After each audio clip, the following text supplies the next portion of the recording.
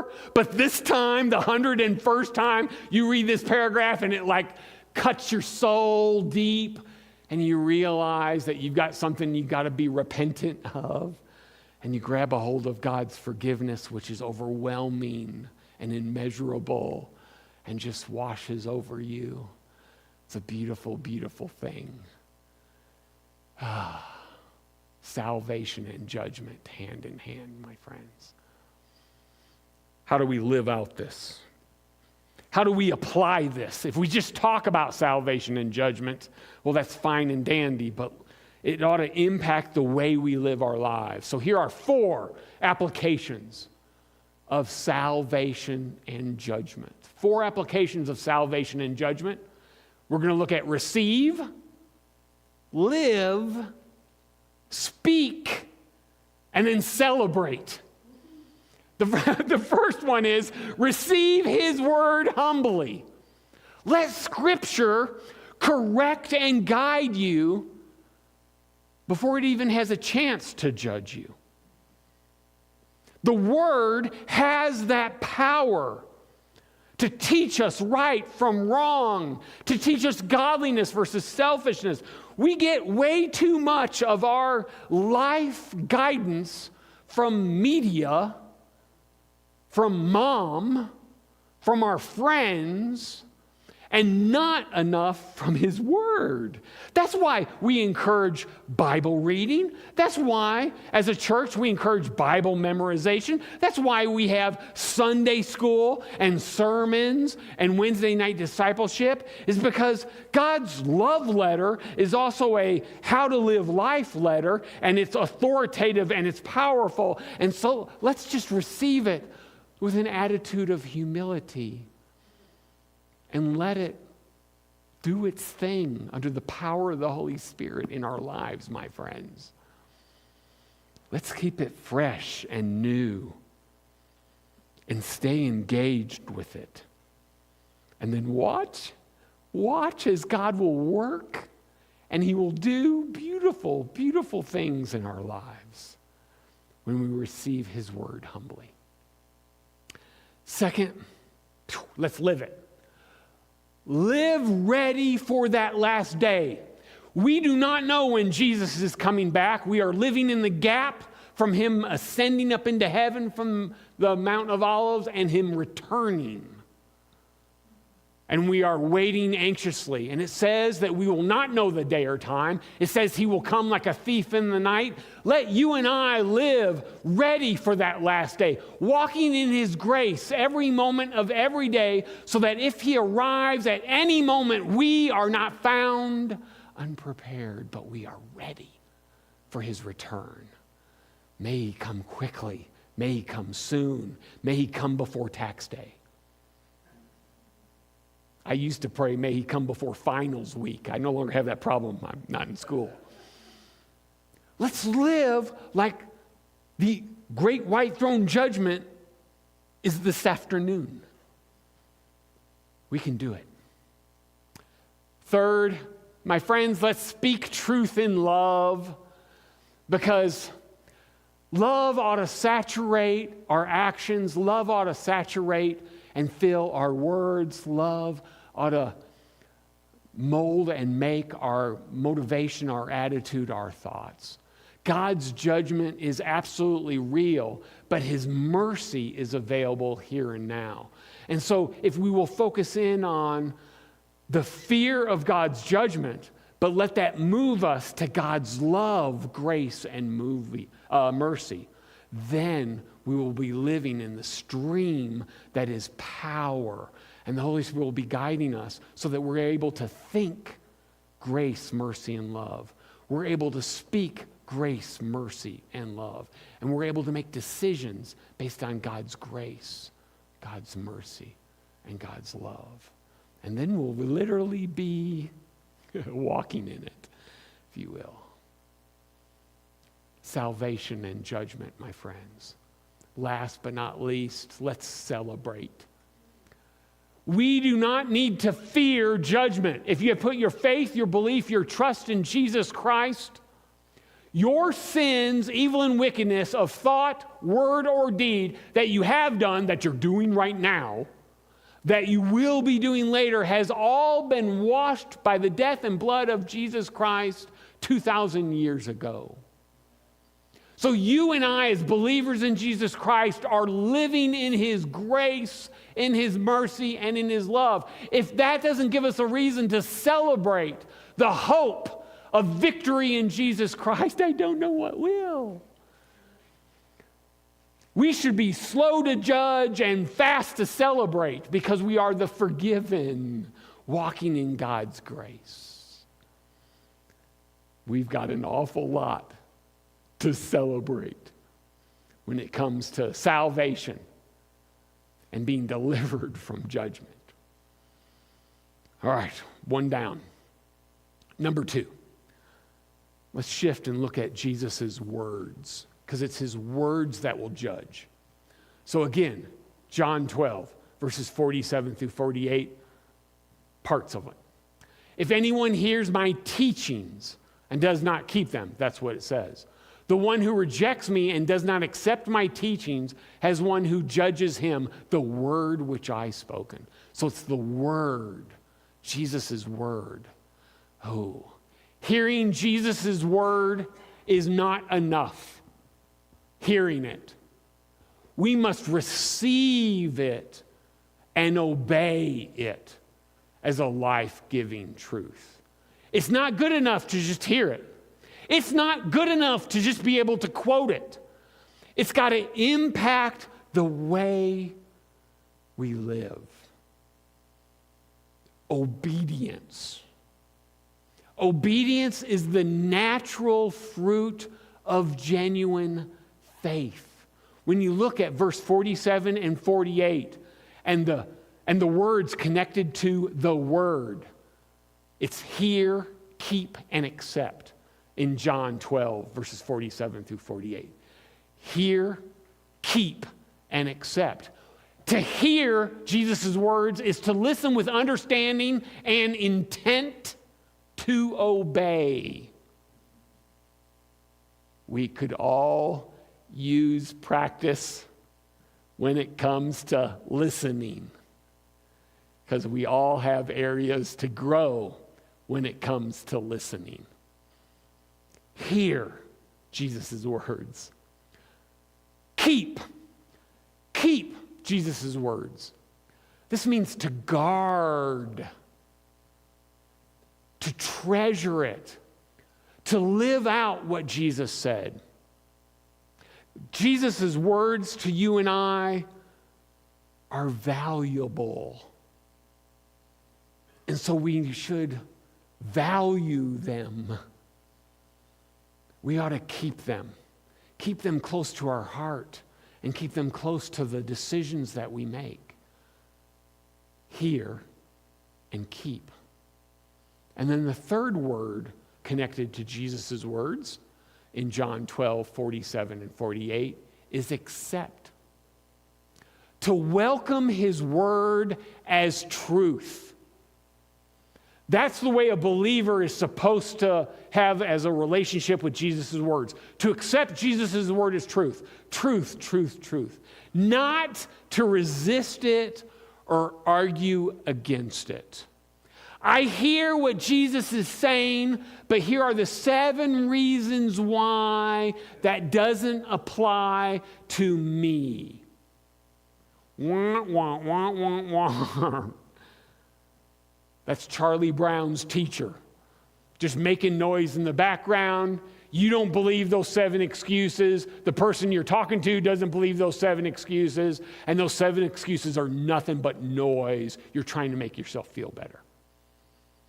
Let's not resist or argue against God's word. Let's just say, sir, yes, sir, and do it. Sir, yes, sir, and do it. When it comes to the word of God, there are so many examples. Again, in the book of Numbers chapter 9, the Israelites followed the Lord's command precisely. So many details for setting up camp and for moving camp. And the Israelites absolutely obeyed all of those details for setting up camp. It was a wonderful picture of obedience. Obedience to what you and I would call details or even minutia. God is in the details. God is in the minutia. Great example, Numbers chapter 9. And then we get to Numbers chapter 20. Obeying God in the details, obeying God in the minutia. Moses didn't quite do it in Numbers chapter 20. In Numbers chapter 20, God tells Moses to speak to the rock and water will flow out. That's pretty clear instructions to me, right? Speak to the rock and the water will flow. What does Moses do? Moses hits the rock. And because he struck the rock, he's not allowed to enter the promised land.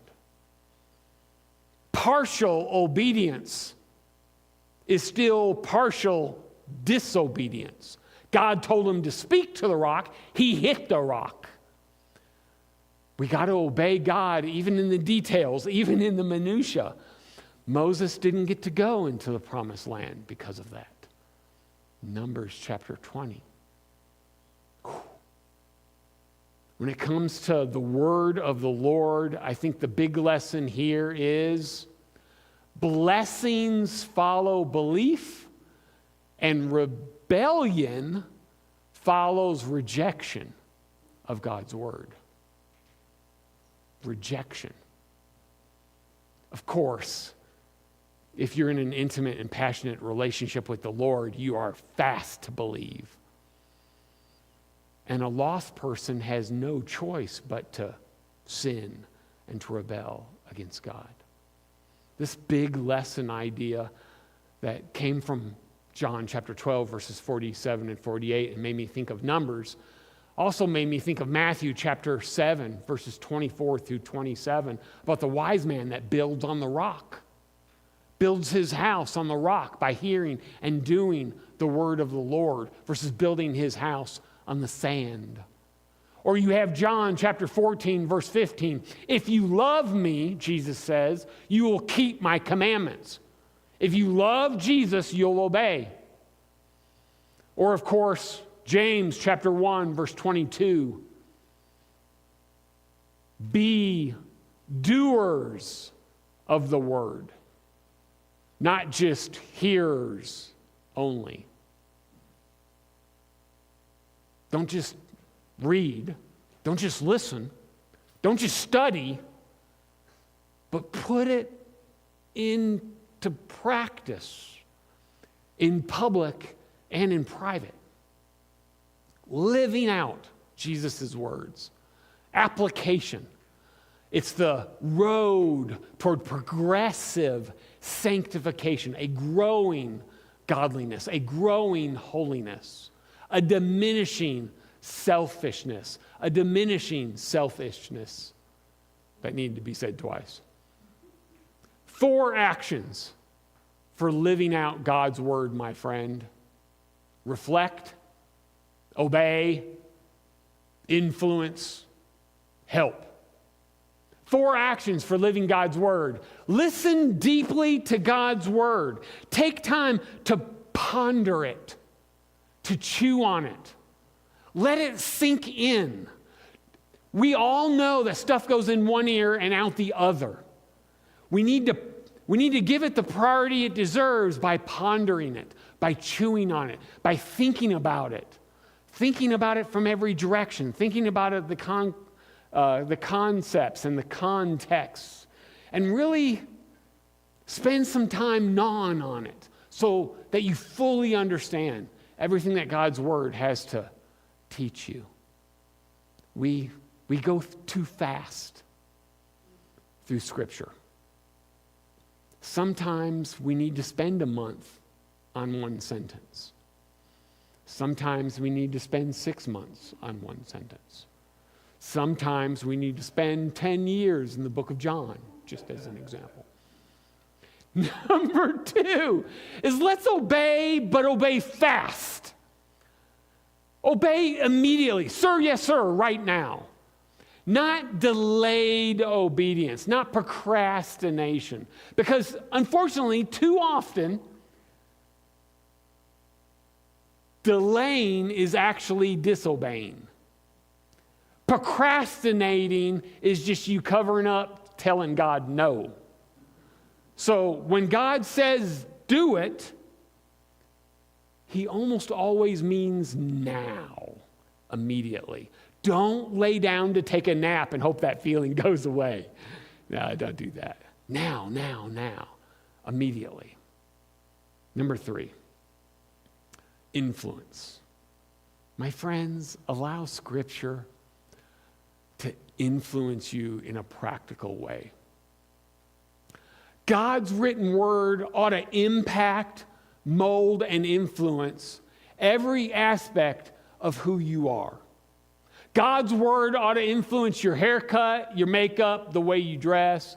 God's word ought to impact the way you live your life, your lifestyle decisions that you make. God's word ought to impact the way you talk to yourself, to people.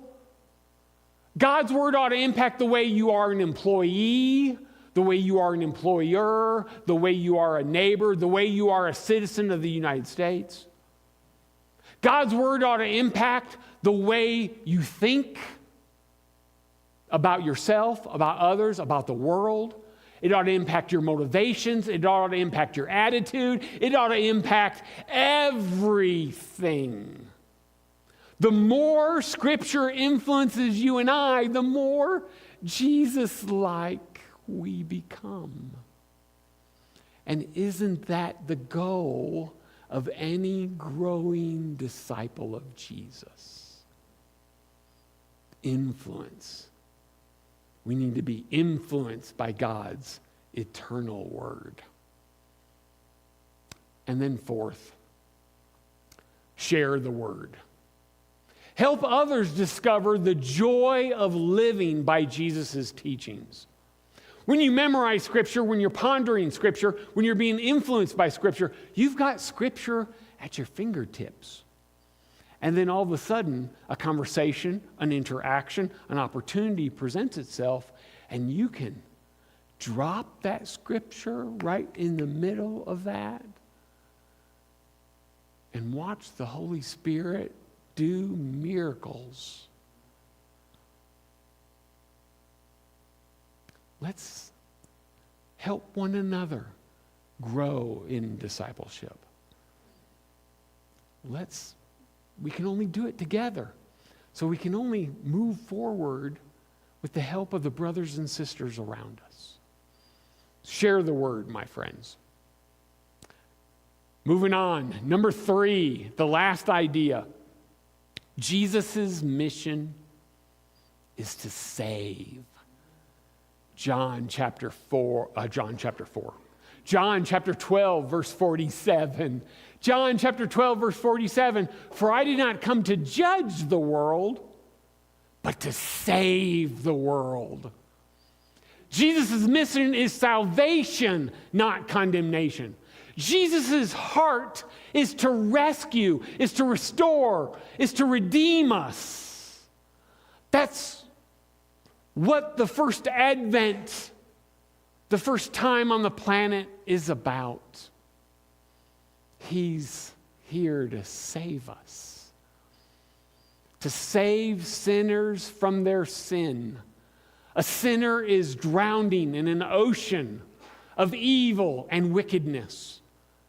And Jesus is the lifeguard, throwing the life preserver, which is him on the cross, to the drowning sinner. To save means to rescue. It means to deliver. It means to heal. It means to make whole. To save means to bring somebody into safety. In the context of John chapter 12, verses 47 and 48, we know that God's judgment is real. It is severe. It is earned. But God's first move is always mercy, grace, and love. You and I are made in God's image, and it's His desire that we are saved. It's us that reject Him, who say, no, thank you. I'd rather not be bothered. I'm good. Salvation is a gift from God. And we need to keep that in mind, because it makes us feel better and more important if we contribute to it. But Scripture is clear. Salvation is not earned. It is received by grace through faith. Ephesians chapter 2, verses 8 and 9. For by grace you have been saved through faith. We don't contribute to it. We simply receive it as a present. And that ought to give us hope and encouragement, my friends, because if we're just given salvation, that also means we can't screw it up, right? If we don't contribute to it, we can't mess it up. That gives me a great deal of hope, because every time I turn my hand to something, I always break it and make it worse, and then you have to call in the professionals to come in and fix it. You know, a $10 problem I turn into a $100 problem, and then have to write a check for $1,000 to the plumber. You know, that's me, yeah. So I am grateful that salvation is a gift that I don't contribute to. And because it's a gift, our salvation in Jesus Christ is safe and secure in His hands. That's beautiful. It's a group project. The Godhead works on salvation. God the Father arranges the plan of saving us. The Son, Jesus Christ, He accomplished it by living among us and dying on the cross for us. And then God, the Holy Spirit, applies it to us. So you have the arrangement, the accomplishment, and the application. Each person of the Trinity doing their part in a group project done by our one true God. It's beautiful. Salvation. We are the blessed and we are the saved, my friends. And that's a great deal of hope and encouragement for us. Salvation is both an event and a process. An event and a process of God. We are saved, we are being sanctified, and we will be glorified. We are saved by the power of Jesus Christ, and that cannot be undone. We are right now in the process of growing in progressive holiness, and that is a work of the Holy Spirit on us, making us more and more like God. Praise the Lord for that.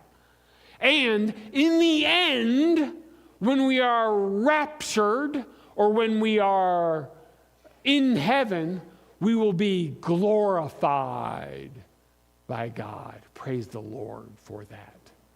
It's a beautiful, beautiful thing. God saving us.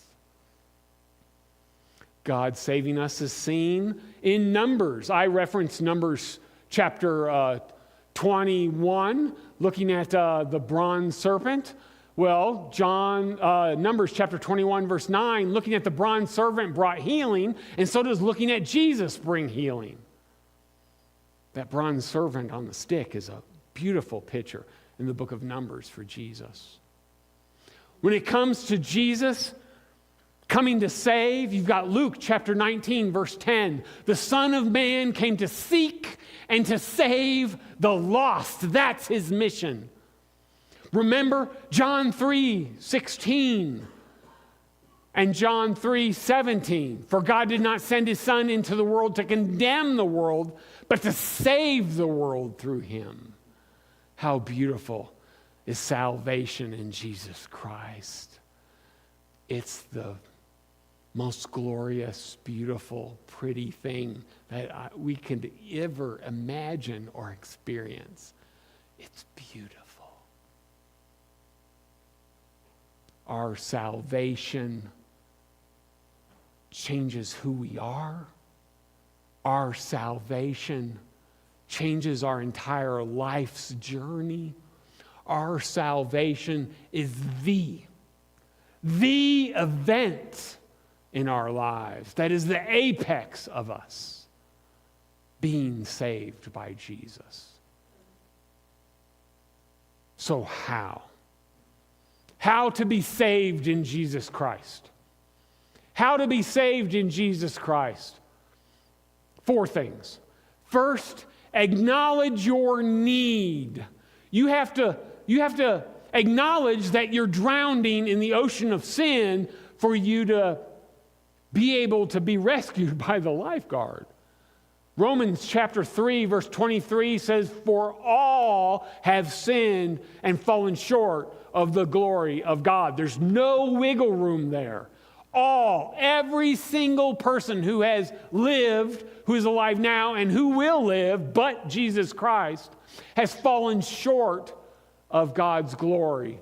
We all have sinned, evil, and wickedness of action, of word, or of thought that requires divine forgiveness.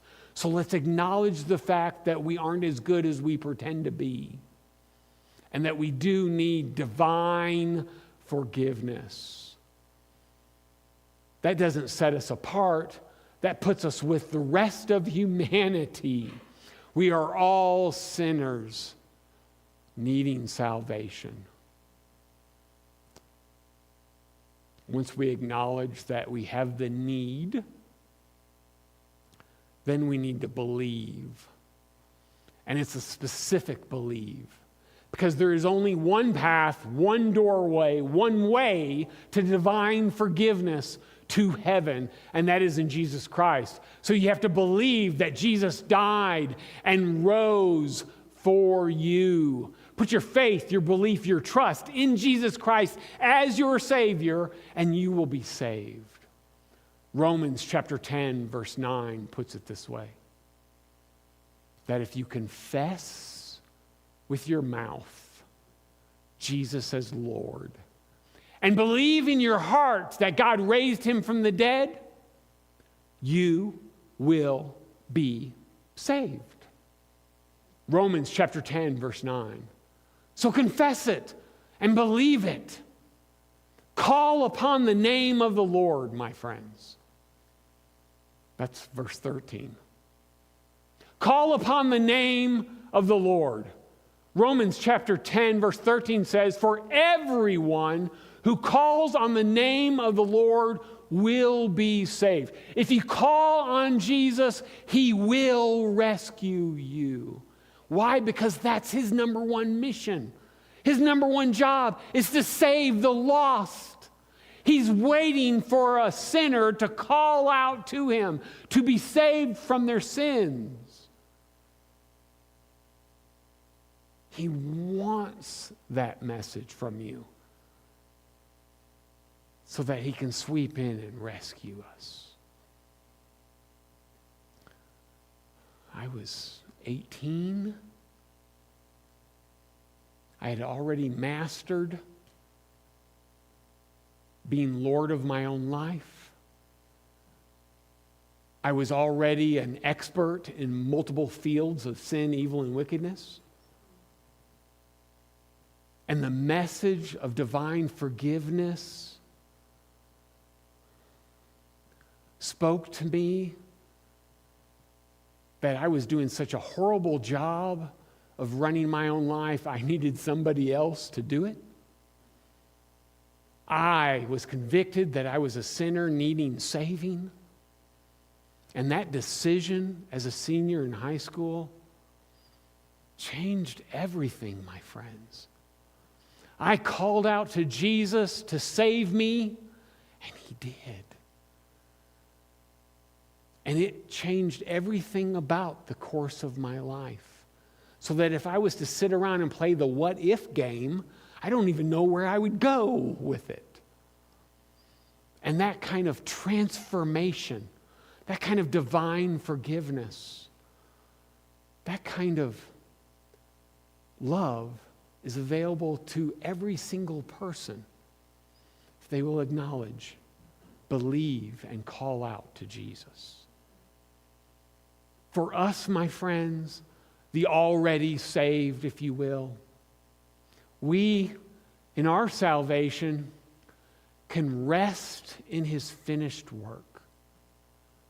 The believer, the adopted son and daughter of God, our salvation is by grace, not performance. It is finished. We are the saved.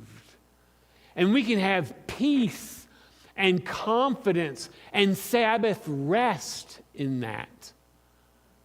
God's done it. He's already given us the gift. We've already unwrapped it. We've played with it. The cat's already interested in the box. It's a done deal. And we can relax and rest in that finished work, my friends. Because we have received what God has done. Praise the Lord for that. Salvation and judgment. God's word. And then Jesus wanting to save us. The big question to ponder, my friends. Will you choose to let Jesus' words be your source of salvation? Will you choose to let Jesus' words be your source of guidance today? May the Holy Spirit speak to us loud and us respond accordingly.